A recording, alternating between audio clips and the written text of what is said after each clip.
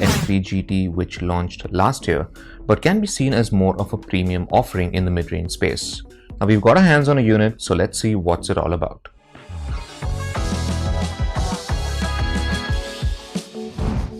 Let's kick things off with the configurations. Poco has announced 3 variants in India with 6, 8 and 12 GB of RAM. Now the 6 and 8 GB variants have 128 GB of storage, while the 12 GB variant has 256 GB of storage. There's no micro SD card slot to expand the storage.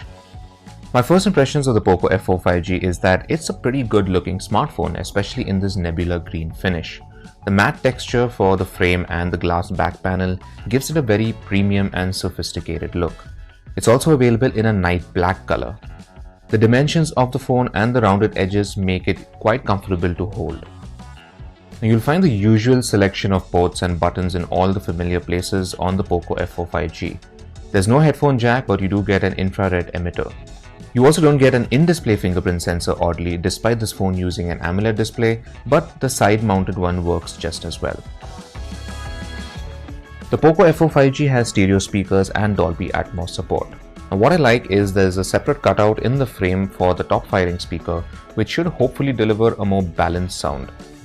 However, it's also easy to block this opening with your palm when holding the phone horizontally, so we'll have to wait and see how much of an issue it really ends up being. The Poco F4 5G is also IP53 rated for dust and water resistance, which is always nice to have.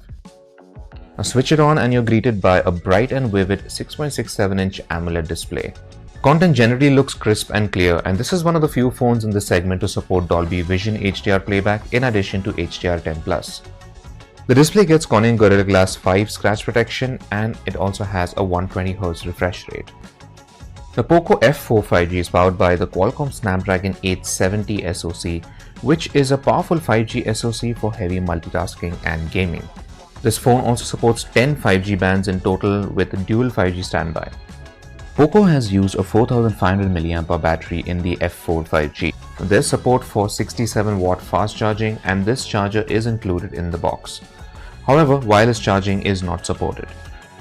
Coming to the cameras, the Poco F4 5G features a 64-megapixel primary rear camera with optical stabilization or OIS and 4-in-1 pixel binning. There's also an 8-megapixel ultra-wide-angle camera and a 2-megapixel macro camera. Now the phone also has a 20-megapixel selfie camera. On paper, the camera specs look decent, but we'll know for sure after testing them.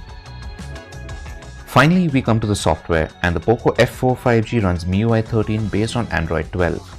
Now this UI is colorful and feature-rich, and so far I haven't really noticed any notification spam from the pre-installed apps. So this was a quick first look at the brand new Poco F4 5G. Stay tuned for the full review coming soon only on